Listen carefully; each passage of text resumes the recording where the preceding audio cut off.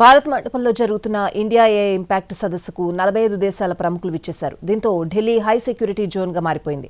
వివిధ విభాగాల సాయుధ పోలీస్ బలగాలతో పాటు 10,000 మంది పోలీసులు సిబ్బంది బందోబస్తు విధుల్లో నిమగ్నమయ్యారు.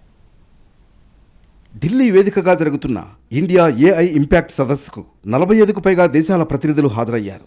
దీంతో పటిష్ట భద్రతను ఏర్పాటు చేశారు.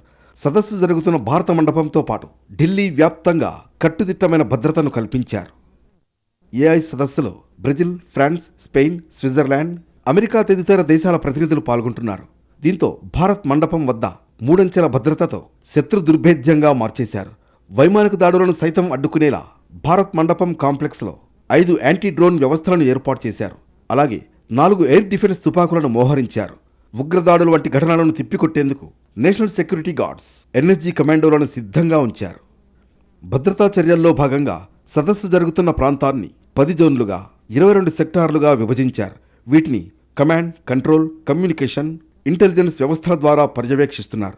ఏఐ కెమెరాల ద్వారా రద్దీ నిర్వహణ, అనుమానాస్పద కదలికలు, గుర్తు తెలియని వస్తువులను విశ్లేషిస్తున్నారు. వివిధ దేశాల నుంచి తరలివచ్చిన ప్రముఖులకు భద్రత కల్పించే బాధ్యతను ఎస్పీజీకి అప్పగించారు.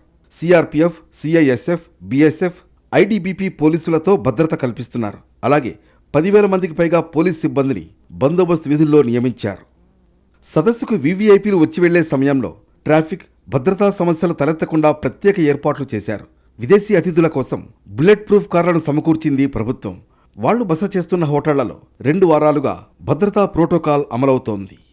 మొత్తానికి ఇండియా ఏఐ ఇంపాక్ట్ సదస్సుకు విస్తృత భద్రతా ఏర్పాట్లు చేశారు.